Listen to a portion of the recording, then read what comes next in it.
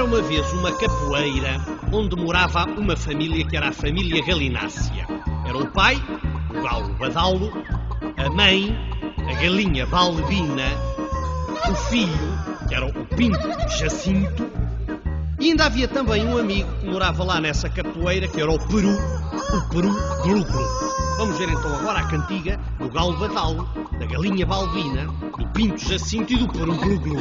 Bem, bom dia.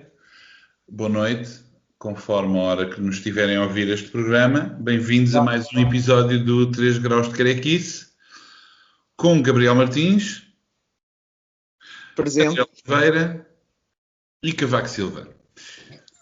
O programa de hoje vai ser dedicado sem rede, na verdade, porque não temos nenhum texto comum lido. Resolvemos fazer um programa um pouco mais livre em torno do tema da banda desenhada infantil, ou seja, da banda desenhada criada mesmo para crianças, não adolescentes, não jovens adultos, mas crianças. Isto parte de duas experiências comuns entre nós, que é, por um lado, é um fator importante, apesar de ser uma coisa biográfica ou pessoal, todos nós somos pais, temos filhas, crianças mais ou menos dentro de mesmas idades, a idade escolar, escola primária, antes da escola primária, imediatamente depois, e portanto somos confrontados com a questão de o que é que passamos aos nossos filhos para lerem no campo da banda desenhada. Nós hoje vivemos um tempo, penso eu, que concordarão, sobretudo em Portugal, que temos uma produção muito boa, muito feliz, inteligente, esteticamente conseguida da chamada literatura infantil, ou pelo menos dos álbuns infantis. Digamos, o livro em que a imagem tem uma importância extremamente importante. Muitos desses livros, às vezes, até feitos pelos próprios ilustradores, digamos, sem a necessidade ou sem a presença de um texto literário, o que não quer dizer que seja melhor ou pior, é simplesmente uma constatação de factos. Portanto, estamos num tempo muito feliz, há já 10 anos ou mais, no que diz respeito ao livro ilustrado infantil, mas no que diz respeito à banda desenhada infantil, se calhar não estamos tão bem como isso. Temos uma produção, eu diria, talvez os últimos 6 anos, eu não tenho certeza, já tive esta conversa várias vezes, mas eu não sou particularmente bom a lembrar-me de datas e dados, etc., mas de facto temos uma boa produção de banda desenhada portuguesa, no sentido físico da palavra, se assim quiserem, ou seja, produção de livros bem feitos, alguma diversidade em termos de géneros, estilos, etc., para todos os gostos, ou se calhar, se não para todos os gostos, pelo menos para alguma diversidade de gostos, mas a maior parte dessa banda desenhada é virada ou para um público adulto ou para um público de jovens adultos ou adolescentes.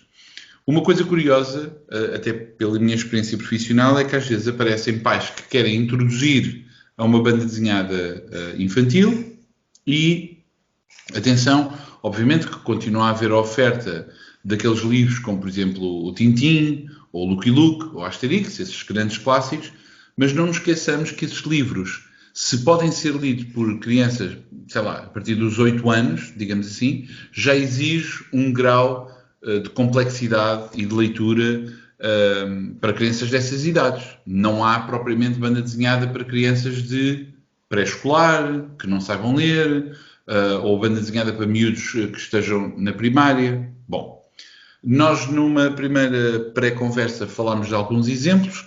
Eu penso que chegámos à ideia de que o Petsy era um excelente exemplo do tipo de banda desenhada a que nos queríamos referir. Eu há bocado não terminei um pensamento, que é muitas vezes as pessoas conhecem coisas associadas a desenhos animados, não é? Portanto, existe banda desenhada em Portugal traduzida, por exemplo, associada a alguns desenhos animados, o caso do Gumball, do Adventure Time, não me lembro agora de muito mais, apesar de existirem... Diz? Gravity Falls. Gravity Falls. Também existiam, acho que não estão no mercado já, mas havia revistas com banda desenhada associada ao Cartoon Network, desculpa, eu não sei o nome, Phineas and Ferb? Mas sim, Impacto, ou lá o que é. Portanto, havia essas coisas, mas não existe essa produção. As revistas da Turma da Mónica também me parece que, apesar de continuarem, não têm a mesma presença que tinha na nossa infância ou na nossa adolescência. E depois existem algumas ofertas que vão aparecendo que são, digamos, esporádicas. Dentro da banda desenhada portuguesa, eu não quero fazer um desserviço, nós não, digamos, isto não é um programa propriamente ensaístico em que façamos uma investigação profunda, mas eu diria que em Portugal temos coisas como, por exemplo, ou tivemos coisas como o trabalho do José Abrantes ou o trabalho do Pedro Leitão, mas são coisas que aparecem muito de vez em quando e também é discutível, teríamos que falar desses livros para ver se ocupariam de uma forma completa o tipo de textos a que nos estávamos a que nos quereríamos referir. Ou seja, isto é para introduzir um tema para falarmos um bocadinho livremente. Eu apenas ia dar alguns exemplos de uma forma não propriamente sistemática nem organizada. Portanto, existem livros para leitores e leitoras jovens de 12, 13 anos. Conheceremos o trabalho da Stamaki com Finalmente o Verão. Há um trabalho que é da Cici Bell, que é o El Defo, que é sobre uma coelho, é uma rapariga que é surda. Há o trabalho da Raina Tegelmeier em torno do Sorri, Irmãs, Drama, que é uma trilogia, quer dizer, em Portugal só foram publicados 3 volumes da Tegelmeier, que é um sucesso de vendas mundial. Cá é que me parece que a recepção é um pouco mais problemática, mas é mais para adolescentes, ou tweens, aquilo que se chama tweens, não é? 12 anos, 13, 11, etc. Mas se olharmos para a produção, por exemplo, europeia, há uma série que eu acho mesmo muito feliz, que é o Petit Poilu. Petit Poilu é uma série belga, se não me engano, de Céline Frappon e Pierre Bailly, ou Bailly, e são livros que têm sempre a mesma estrutura, cada página tem 6 vinhetas, não tem texto, tem o título, e é uma aventura desta pequena personagem. E estes livros, por exemplo, são livros que eu acho ótimos para crianças, digamos, a partir dos 4 anos, porque permite alguma autonomia de leitura, tem uma linguagem de banda desenhada muito simples. Às vezes nós, enquanto adultos, esquecemos que a banda desenhada, ou mesmo algumas imagens, é preciso aprender a ler. Ou seja, normalmente há pessoas que dizem a imagem é universal e há muitas vezes há artigos a dizer a banda desenhada é muito fácil de ler. Não, é tão complexa como outra coisa qualquer e é preciso ler e aprender algumas das convenções. Vou dar um exemplo. Quando nós temos uma personagem em banda desenhada a dizer não, muitas vezes pode-se desenhar com 2 cabeças. Não é? Há um corpo e 2 cabeças e nós percebemos que a personagem está a abanar a cabeça. Mas crianças muito pequenas, por exemplo, aos 3 anos, são capazes de perguntar porque é que esta personagem tem 2 cabeças. A criança está a ler bem, só como não percebe ainda a convenção da banda desenhada, que é um movimento muito rápido e que leva à ideia dessa a persistência da visão, não conseguem ler essa convenção. Portanto, esta banda desenhada é um excelente ponto de introdução a essa linguagem. E já agora eu recebo cerca de 2 euros cada vez que falo do Petit Poilu. Por isso é que estou a insistir muito nessa série. É bem. Como é que se chama mesmo essa série? Não ouvi. Petit Poilu. Mais 2 euros. Poilu. Petit Poilu. Portanto, pequeno, petit, e depois Poilu, peludo. Vamos ver? Caching. Depois dividir. Era bom, era. Quem me dera. Eu até fazia uma canção, fazia já um jingle.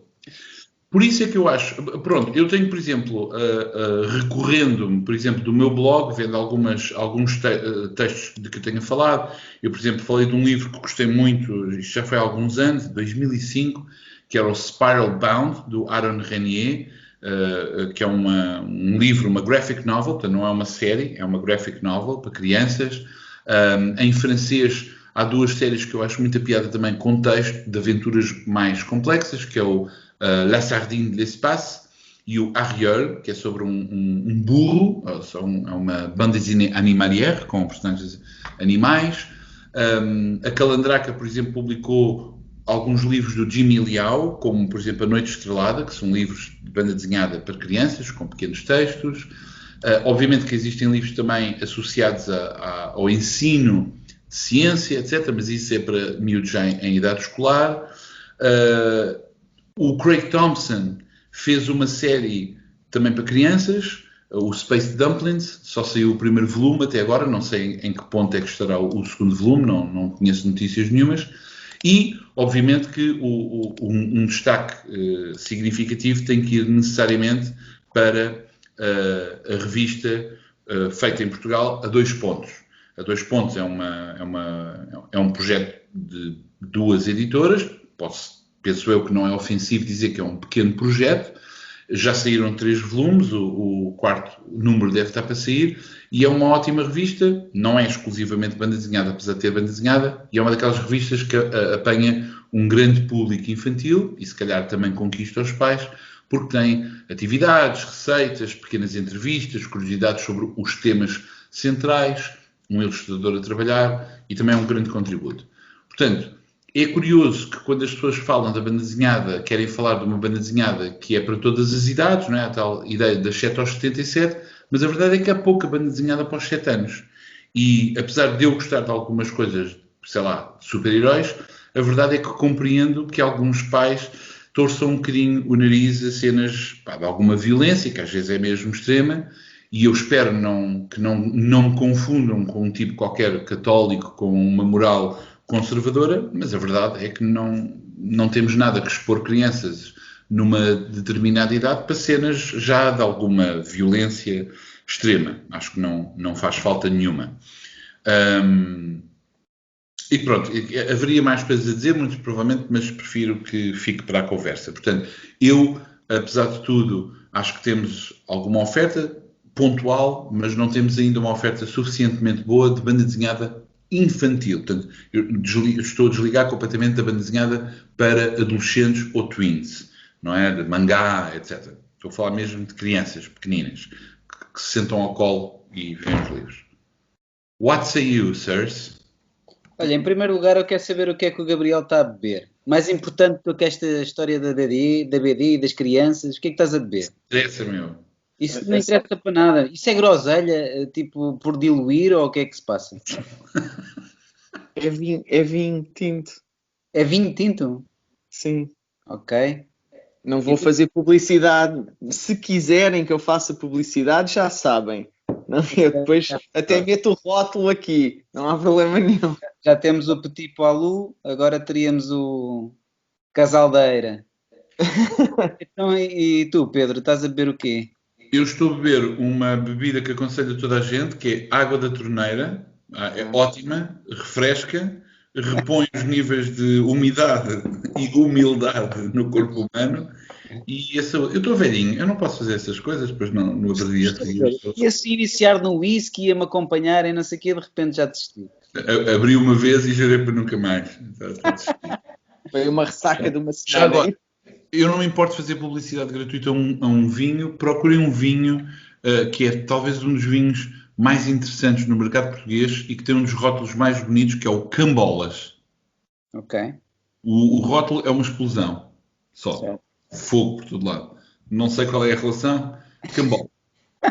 Muito bem. Eu acho que o Cambolas é patrocinado por uma marca qualquer de tinta, porque basicamente tu bebes e pintas os lábios ao mesmo tempo. É uma cena de marketing espetacular. Não fiquei muito convencido agora com essa frase. Então, é 2 em 1. Bom, vai, não Gabriel, sei se é possível voltarmos ao tema, se não se importa. Bora. Sou eu? Pronto. É que estava à espera que o André dissesse o que estava a beber, mas pensei que isto tudo era uma desculpa para eu. Eu sou muito pouco criativo nestas coisas, é só isso. Ok. James. Então, vou começar por, se calhar, não sei, alguma ironia, talvez. É curioso, acho eu, que uma das frases que muitas vezes se diz quando se fala de banda desenhada, que é uma frase que eu já estou um bocado cansado e tenho pouca paciência, e não é para a defender, é mesmo por outras razões, porque acho que já não tenho grande interesse, mas pronto. Costuma-se sempre dizer a banda desenhada é para crianças, não é? Muita gente diz a banda desenhada é para crianças. E é giro que, ironicamente, há pouca banda desenhada para crianças. Exatamente. Há pouca banda desenhada para crianças. Em comparação com a produção que existe, não é? Exatamente. Agora, eu compreendo que essa frase, na verdade, se fosse mais correta, seria a maior parte da banda desenhada é para jovens adultos, adolescentes, como estavas a dizer, e assim se calhar era mais correta, mas não tem o mesmo tipo de sonoridade, não é? Para crianças soa melhor. Mas pronto, a verdade é essa.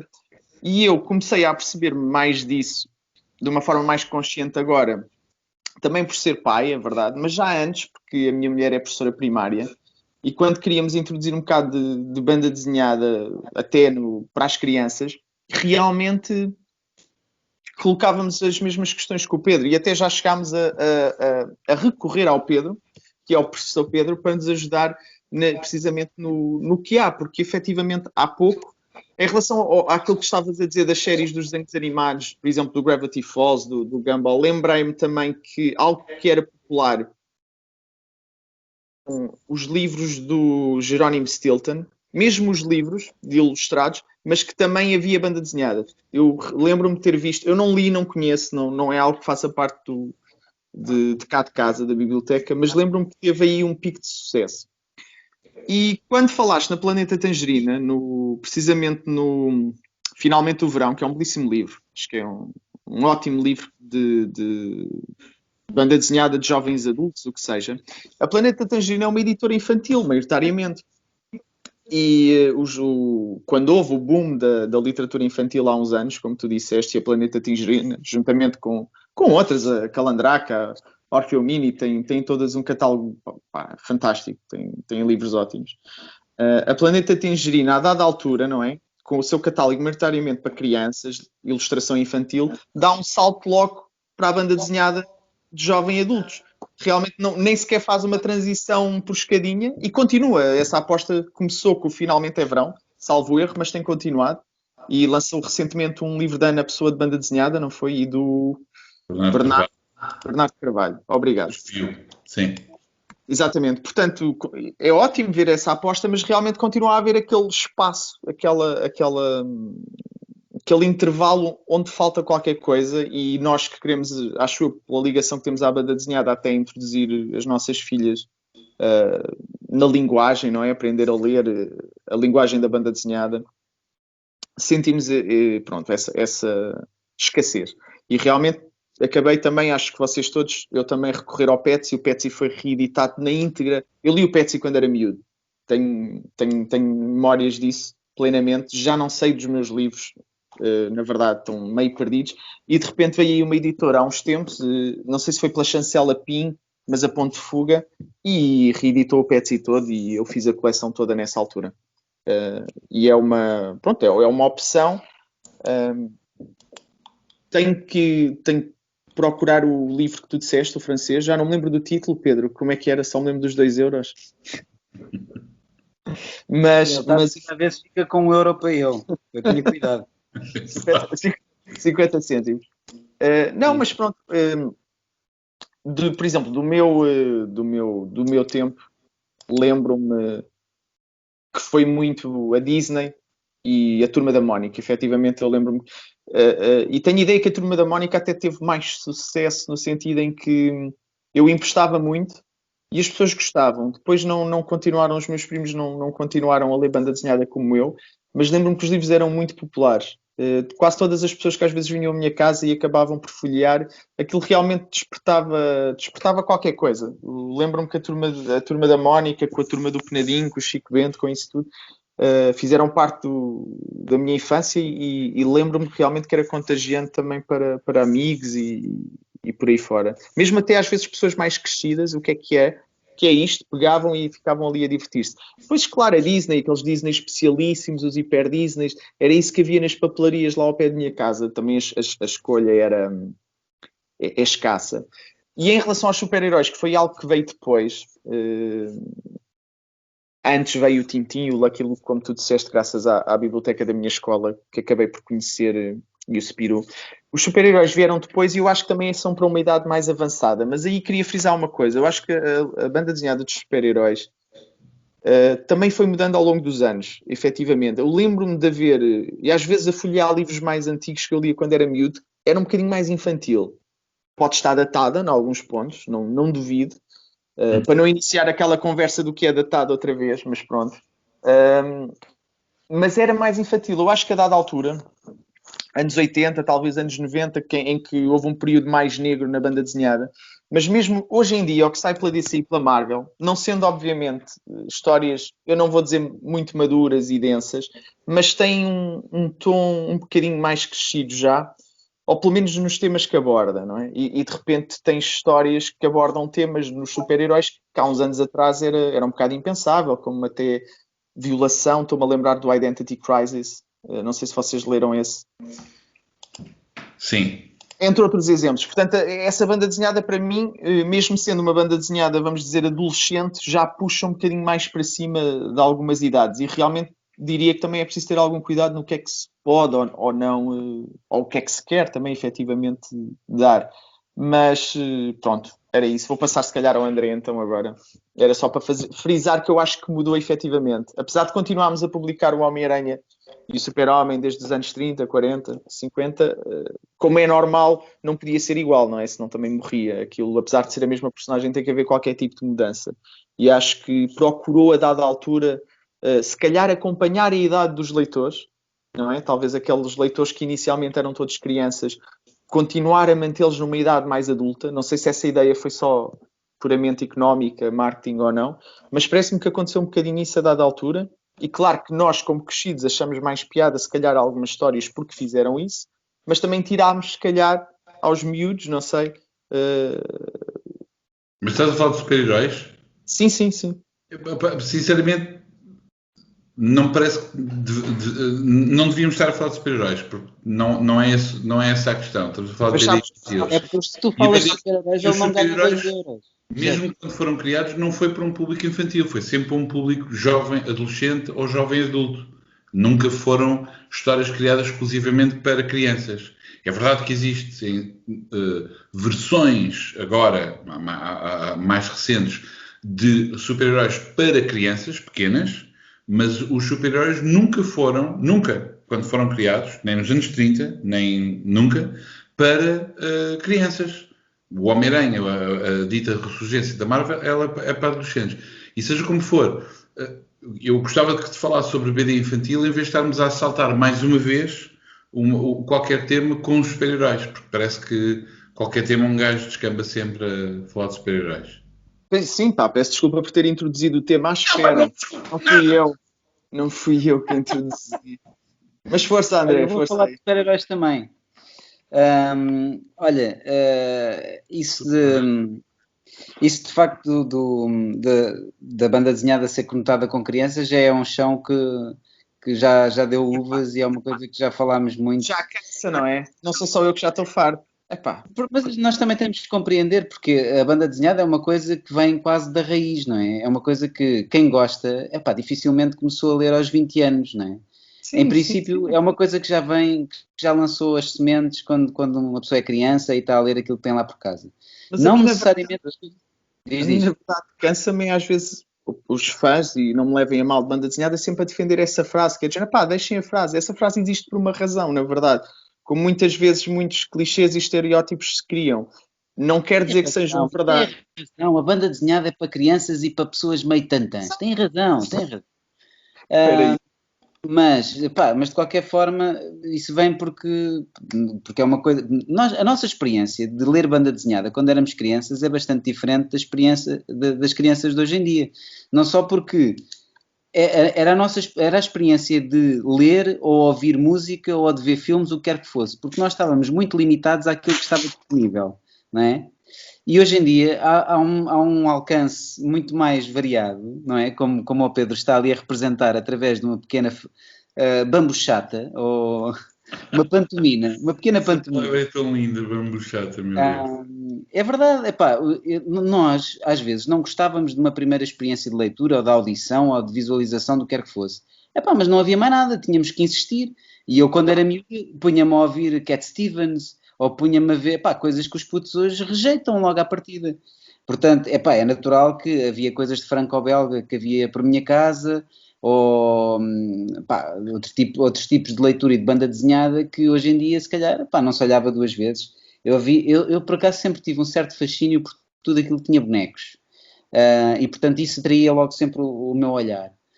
E o meu pai tinha as coleções das seleções BD e da Flecha 2000, se não me engano, tudo encadernadinho, mas aquilo tinha ali um lugar de eleição na estante e eu só podia tocar sob supervisão e muito raramente.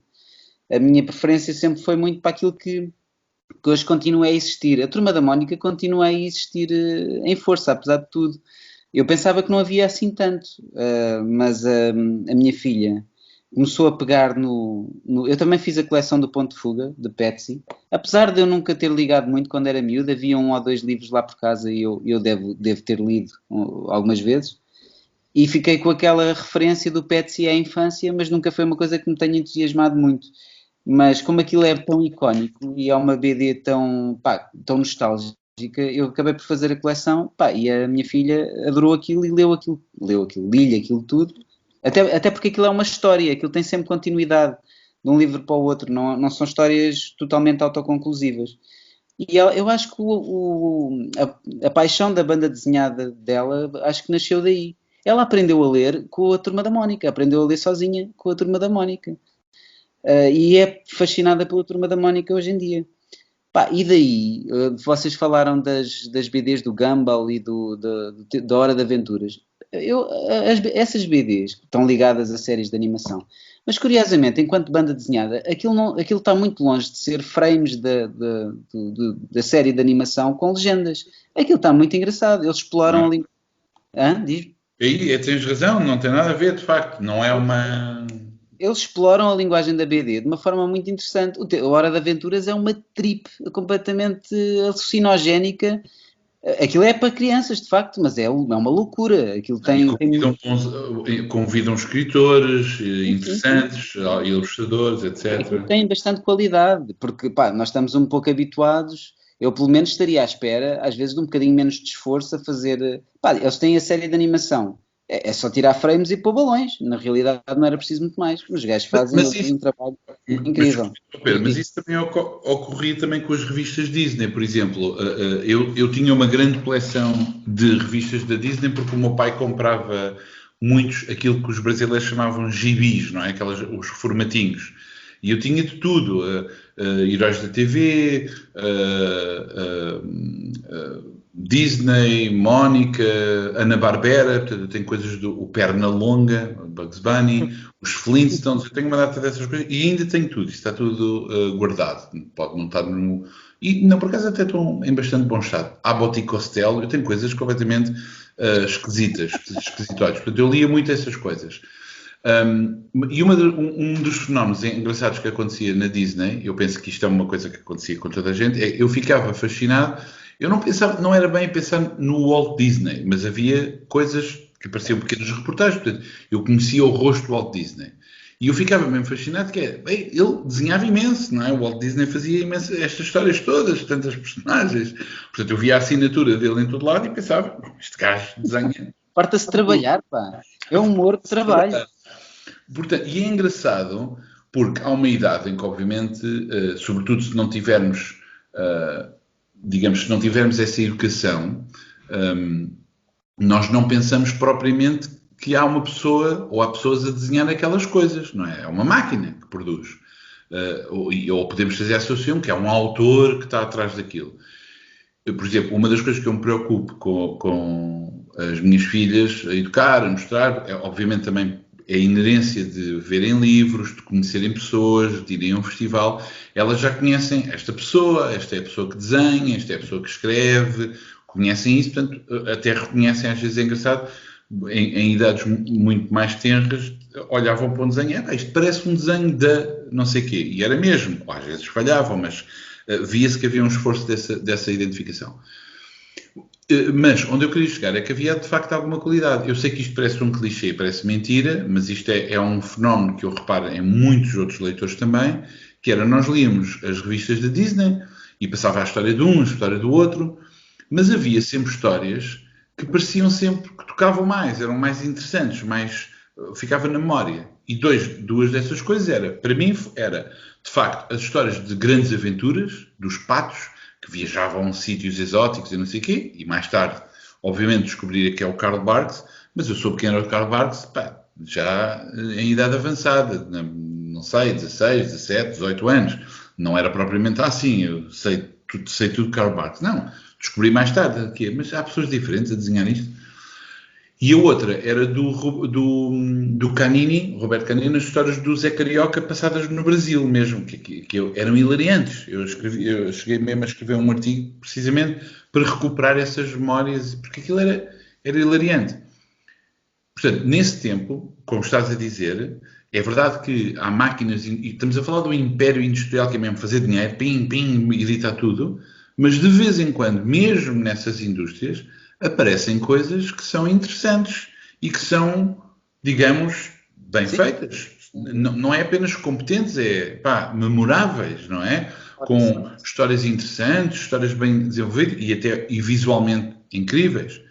A questão do comercial é quase inevitável no mundo dos produtos infantis, porque o produto infantil quase que convida imediatamente a uma exploração comercial, não é? Mesmo o Petit Palou, mesmo essa série, só para ficar claro, que para as pessoas não pensarem, não ganho dinheiro nenhum, que ainda pensam que isso é verdade, o gajo ainda se lixa. Mas mesmo isso, que começou como uma coisa relativamente pequena, mas obviamente ganhou muita exploração rapidamente, hoje há desenhos animados, há peluches, há bonecos, quer dizer, há essas coisas todas. Outra série é o Barbapapa, que ainda hoje eu adoro aquilo, começou como uma série de animação com preocupações ecológicas e tornou-se vendido a uma marca japonesa. Aquilo há de tudo, há toalhas e sei lá o que é que não há com o Barbapapa, etc. Bom, mas pronto, ou seja, dentro dessas máquinas industriais encontram-se coisas mesmo de bastante qualidade. E lá está, eu queria voltar àquela coisa conservadora. Apesar de eu achar que não sou conservadora e que, façam o que quiserem, a verdade é que, enquanto pai, tenho às vezes alguns pruridos em expor as minhas filhas, mesmo que já numa certa idade, para dizer, se calhar não vou expor isto. Eu não escondo. Por exemplo, a minha filha mais velha, eu digo mesmo, olha, existe este filme, existe este jogo, mas olha que atenção, pode ter uma cena um bocadinho chocante, ou forte, ou violenta, etc. Eu não proíbo. Se ela quiser ver, tudo bem. Mas vou estar com esses avisos. Não sei se isso é conservador, se é bota de elástico, mas faço isso, não é? Também tenho algum receio de, às vezes, eu falo sempre da minha filha mais velha, né? A outra não tem noção, de estar a ver determinadas coisas que eu estou a ler de banda desenhada, porque há certas imagens, já aconteceu ela dizer, este senhor isto é sangue? Eu, não, isto está a fazer um filme, isto é sumo de tomate. Claro. Mas eu tinha algumas referências quando era miúdo que até eram um bocadinho obscuras. Não digo que sejam obscuras, mas não ouço falar tanto dessas referências, que era. Quando eu era miúdo, eu comecei logo desde muito cedo a fazer eu próprio as minhas bandas desenhadas. A minha mãe agrafava lá umas folhas que ela trazia, folha de rascunho, trazia lá do trabalho e eu fazia os próprios livros. E então eu era muito fascinado pelos bonecos do Mordilho. Aqueles narizes compridos. Claro. Eu adorava aquilo. Aquilo é cartoon, mas também há bastantes cartoons que são em sequência. E tinham cenas assim um bocadinho picantes. Eu não sei se chegava lá. Eu não sei se essas aí eu compreendia. Mas gostava muito disso. E até havia uma revista que ainda existe, uma revista católica, que é a Audácia. O meu avô recebia e tinha lá uma BD que era do Bongo. Era tipo, uma coisa que se calhar hoje em dia até levantava algumas questões. Mas o meu avô assinou-me aquela revista. O meu pai pensava que eu estava a tornar-me um ávido crente, mas na realidade eu queria era ver as BDs do Bongo, não é? Tipo, e isso também era uma coisa que eu gostava muito de ler na altura, mas era, portanto, tudo aquilo que eu deitava à mão, a Disney. E uma coisa que era o Gru, era uma cena que também aparecia nos quiosques, do Sérgio Aragonês, que era uma paródia ao universo do Conan e aos Bárbaros. E aquilo era muito divertido, aquilo era brutal. E era muito violento, o gajo cortava cabeças e eu acho que ninguém reparava muito bem o que é que aquilo tinha, mas eu gostava imenso disso, porque na realidade aquelas BDs que eu encontrava nas bibliotecas da escola, tu estavas a falar há bocado, Gabriel, que era BDs feitas em Portugal, Pá, os Lusíadas e o Fernão Mendes Pinto e não sei o quê. Eu, enquanto criança, eu acredito que os adultos da altura até gostassem dessas BDs, mas eu, enquanto criança, não ligava nenhuma a isso, pá, nunca me interessou e não havia crianças, minhas amigas, era uma coisa que estava quase estabelecida, que nós não ligávamos a isso, não era uma BD que nós gostássemos. É verdade. Eu não sei qual é que era o intuito se esses livros eram feitos para crianças, acho que não acertavam. É sempre, eu acho que é aquela banda desenhada com um intuito educativo feita para crianças, mas que eu tenho ideia que muitas vezes não funciona para esse objetivo, pelo menos.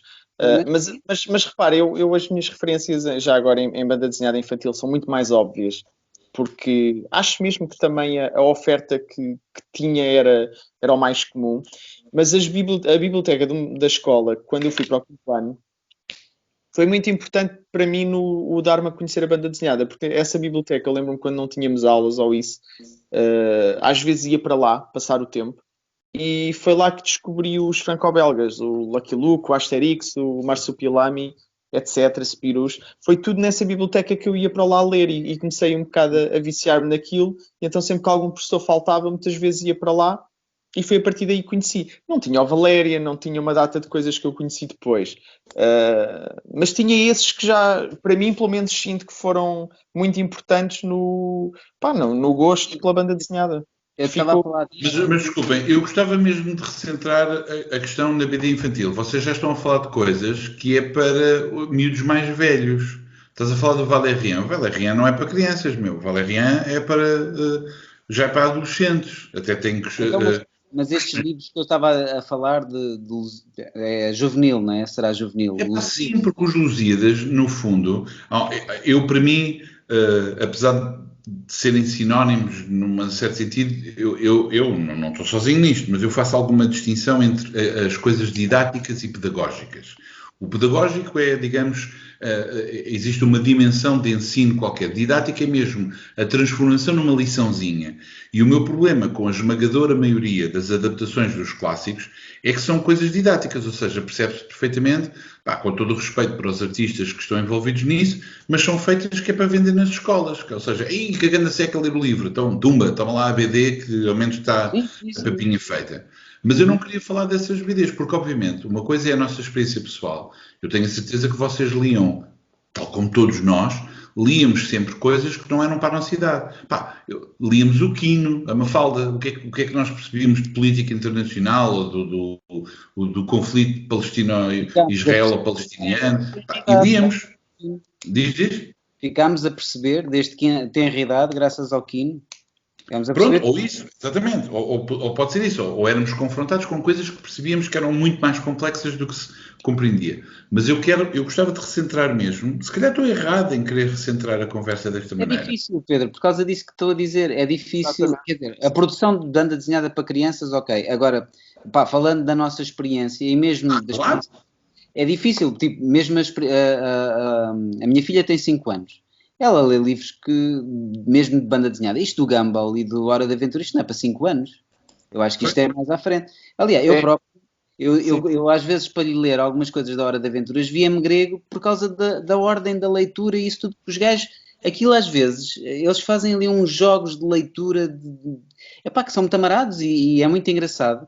Mas aquilo não é para 5 anos, mas eu acho que se ela gosta e de repente começa a ganhar gosto pela banda desenhada... Eu também não a puxei para aí, mas ela foi para aí naturalmente. Por acaso tenho uma história engraçada para contar em relação a isso, Pedro, porque tu levas as tuas filhas para os festivais e não sei o quê e vais ensinando. Mas a minha filha desde muito cedo mostrou muito pouco fascínio por isto de fazer banda desenhada, porque eu andava a guardar aquela história de vou-lhe dizer que eu faço banda desenhada e eu de repente vou-me tornar no herói dela, não é? Vou-lhe dizer que escrevo livro e ela vai achar que o pai é uma espécie de Deus. Portanto, esse era o meu plano, não é? Estávamos a ir para o Festival de Beja e eu estava com aquela guardada a dizer como é que ela vai reagir, porque ela já sabe que existe banda desenhada, ela sabe que existem livros, ela não sabe que eu escrevo livros, eu vou-lhe dizer agora. E de repente estávamos a caminho e eu digo-lhe, olha, Alice, tu não sei se sabe, o pai escreve livros de banda desenhada. E ela responde, e eu toco tambor. Pronto, foi isto. Epá, eu tipo, a partir daí, esta foi a minha resposta mais filosófica de sempre. Ela está-se marimbando. ela toca tambor e mal, como vocês devem calcular, não é? Então não interessa, tipo, fascínio zero. Mas Ela toca mal tambor, portanto percebes o que ela quis dizer, a subtileza. eu toco tambor como tu escreves para BD. Foi aquele banho do meu lado. Mas pá, pronto. Não, mas eu não quero parecer que estou a dizer que proíbo de ver ou de ler. Opá, ouve lá, eu em casa vasculhava tudo, enciclopédias, as capas, só as capas de disco era tipo uma aprendizagem. Tipo, o que é isto? Mas, eu virava aquilo e aprendia coisas que não deveria ter aprendido. Óbvio, mas isso faz parte da província da aprendizagem. O que eu queria era pensar, sobretudo, como tu disseste, a questão da produção, que é mesmo a falta de... Lá está, como vocês disseram, aquela boca de cá, a BD é para crianças, que na verdade é apenas uma maneira mais ou menos disfarçada do que o André disse, não é? Que é para dizer, pronto, lês BD porque não tens inteligência suficiente para ler livros a sério, não é? Portanto, nós sabemos que e é isso que significa muitas vezes essa atitude. Mas é precisamente essa coisa de cá, aliás, muitos artigos eram escritos assim, desde os anos 80 até agora, que é a banda desenhada já não é para crianças. E a verdade é que não há BD para crianças neste momento, não, muito pouco, muito. Mas eu acho que é muito importante aquilo, a 2 pontos, acho que é muito importante aquilo que... Quais é que são as editoras? É Planeta Tangerina e mais qual? A 2 pontos é independente, não tem nada a ver com isso. É? Não tem nada a ver com as editoras. Ok. Não, acho que é importantíssimo o que eles estão a fazer, acho a revista espetacular. Não, mas a 2 pontos é independente, não tem nada, não confundas porque não pertence a nenhuma editora. Ok. Mas eu pensei que tinha alguma coisa a ver com a... Pronto. Okay. Quer dizer,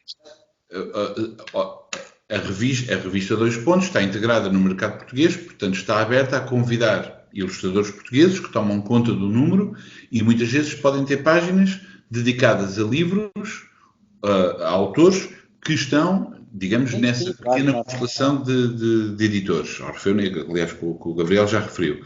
Mas é um projeto totalmente independente. Ok. Pronto, eu tinha ideia que tinha alguma editora mais fixa por trás. Mas, de qualquer maneira, acho um projeto que eu acho que o que eles estão a fazer é muito importante, porque acho que é tem mesmo... uma BD de continuação. Já viste? Aquela BD sobre ciência, no fundo, não é? Sim. Eu acho importantíssimo.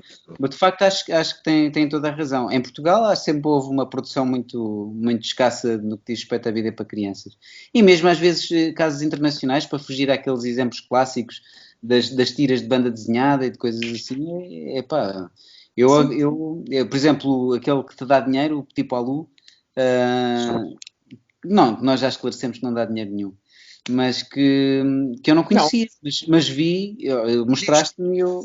Neste momento, os editores, neste momento, em França, estão a ouvir o podcast e a dizer se calhar combinámos isso com ele e não nos lembramos. E vai aparecer um cheque, Pedro, vai aparecer um cheque em tua casa. Só por causa da brincadeira. Mas, por exemplo, não conhecia e achei muito interessante, porque de facto... Quer dizer, a full disclaimer, obviamente, é uma série que eu já conhecia e quando abri a loja foi um título, um trabalho que eu insisti mesmo em ter numa quantidade substancial e cada vez que há um cliente que entra e fala e se torna possível esta conversa, ou seja, BD para crianças, ou vejo que há crianças... Eu insisto e digo, olha, esta BD é ótima, portanto eu utilizo isso precisamente como um pé de cabra, para utilizar uma imagem um bocado violenta. Mas é uma banda desenhada, eu percebi pelo que tu disseste, não tem texto, mas efetivamente não é publicada em Portugal, ou não é publicada cá. Não. Portanto, estamos a ir buscar bandas desenhadas infantis estrangeiras, e de certeza cá há mais, mas banda desenhada publicada em Portugal para crianças, é um bocado... Houve experiências, mas foram sempre ou não foram continuadas, ou revelam algumas fragilidades em termos de estrutura, de história, ou às vezes até podem ter um aspecto porreiro. Agora não quero estar a falar de exemplos, porque mereceria falarmos especificamente e com alguma investigação, algum pensamento, mas normalmente têm grandes fragilidades, são coisas que querem imitar... exemplos estrangeiros, mas primeiro sem a indústria, porque é uma indústria, não vale a pena estar a fingir que não é, precisa de um grande esforço económico, e por outro lado, às vezes sem o talento e sem a cabeça para e quer dizer, obviamente, não sei se também por ser pai há uns anos, posso estar mais atento para isto, mas eu acho mesmo que houve efetivamente, ou que se sentiu o tal boom na parte de ilustração infantil, e vê-se realmente a procura de outros trabalhos, o apostar na hora do aconto, apostar em atividades, e pronto, o livro infantil, ilustrado, muito famoso, porque também tem o lado comercial, obviamente, o que não invalida toda a qualidade. Eu tenho uma biblioteca grande desses livros, alguns que eu próprio adoro. Vi a Ponte Fuga, que editou o Petsy, precisamente, tentar fazer qualquer coisa diferente, portanto, estar a apostar num rumo diferente, apostar em livros que têm mais texto do que tanto as enormes ilustrações e pouco texto, não. Tentou ir por um caminho diferente, e até acho piada porque foi buscar autores consagrados da literatura como o Faulkner e como o Cummings, que a dada altura na vida, por alguma razão, o Cummings acho que foi para a filha, o Faulkner acho que foi para a filha da senhora que ele queria engatar, escreveram livros infantis e eles publicaram, e engatou já agora, portanto é uma história feliz. Olha, talvez... Agora, por acaso, foi importante esse desfecho. Eu adoro a história deste... Eu não conseguia dormir. Tu tens que ver o Faulkner, não é? Portanto, apaixona-se por uma senhora e escreve um livro infantil de propósito para a filha dela para ganhar pontos, e ganha pontos. Eu acho fantástica. Isso é uma grande senhora. Mas a verdade é o objetivo de toda a gente quando faz qualquer coisa. É verdade. Se não houvesse isso, não havia literatura, provavelmente. O Camões, já viste o Camões? O Camões era do caraças, não é? Quer dizer, daquilo que sabe, o gajo a beber. Olha, esta rapariga, a Filomena, e o Filomena, sal dos olhos. Mas a conclusão era, tem-se explorado muito e ângulos diferentes, acho eu, aí, a banda desenhada realmente pouco. Pronto, é isso. E em termos de referências, esgoto-as muito rapidamente por causa dessa lacuna. Mas eu gostava de ver mais e gostava de... Pronto, podemos até terminar, porque também já estamos a chegar a um ponto de deixar o conselho a novos autores portugueses: procurem alguém que querem seduzir, vejam se têm filhos e façam um livro para essa criança, e boa sorte com essa sedução. Não é uma má razão, acho eu, para fazer nada. Não.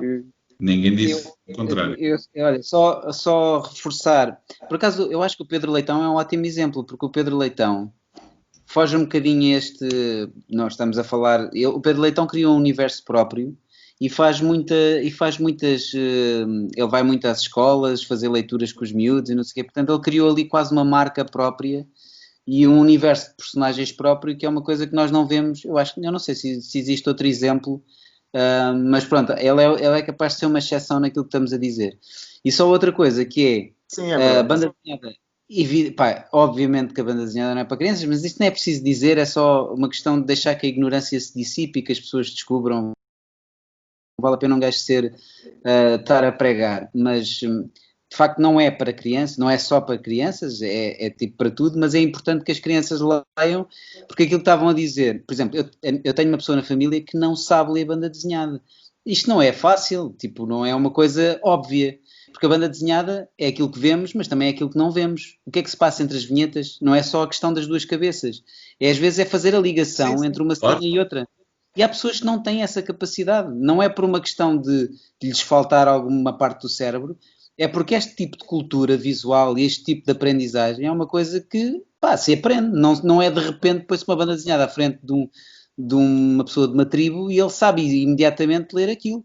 É uma coisa que vai sendo apreendida e vamos interpretando e vamos aprendendo. Mas isso, portanto, normalmente os miúdos gostam muito quando tu falas sobre a linguagem da banda desenhada, e quando eles se apercebem do que tu tens que fazer para fingir o movimento, o som. Portanto, aquela questão, por exemplo, um exemplo muito giro é o do telefone, em que se tu escreveres o onomatopeia ou terrim pequenino ou muito grande, com as letras a tremer, dá-te logo uma dimensão do som.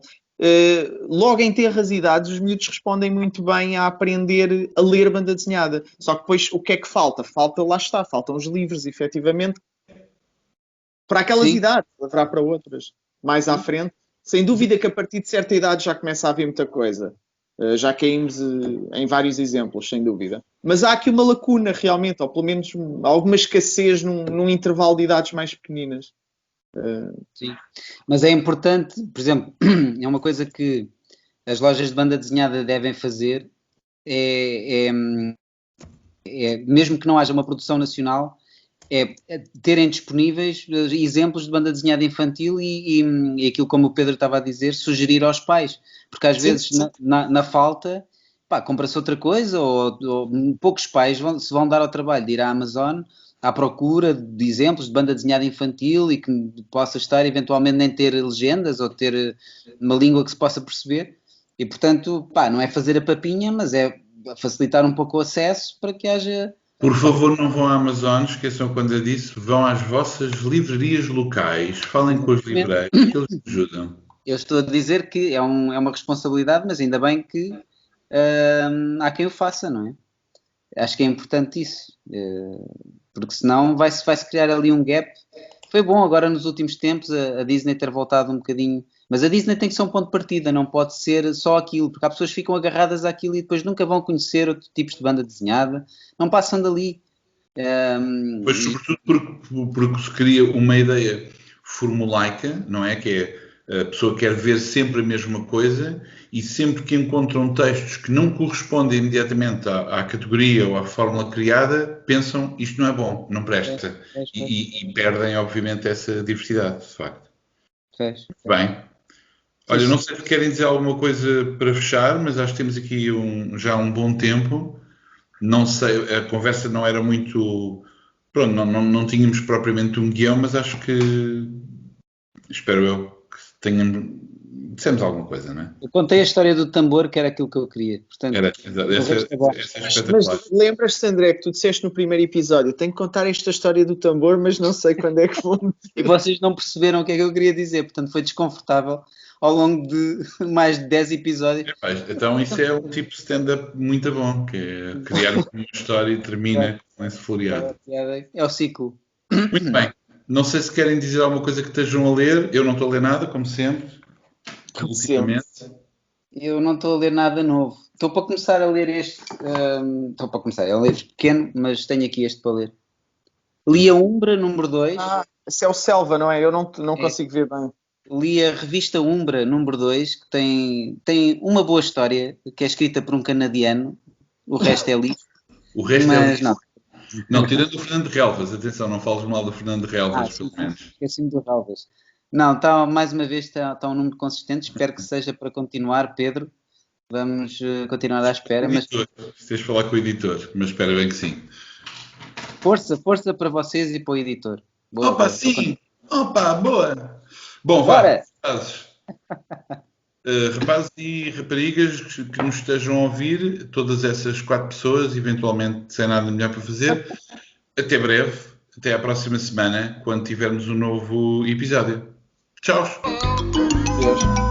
O galo badala, a galinha bovina, o pinto jacinto e o peru. O galo badala, a galinha bovina, o pinto jacinto e o peru.